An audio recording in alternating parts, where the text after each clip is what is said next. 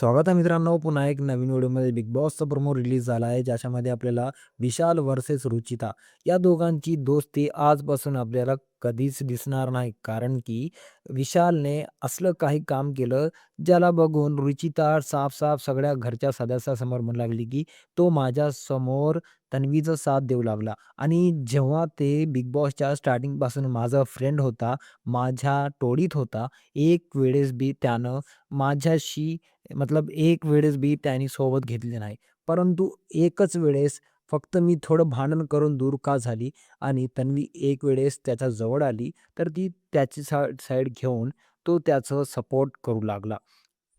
इथं काय झालं तर म्हणजे तुम्हाला माहिती असेल, की राखी जे काय तन्वीची पर्सनल लाईफची गोष्टी बिग बॉसच्या घरात काढू लागली.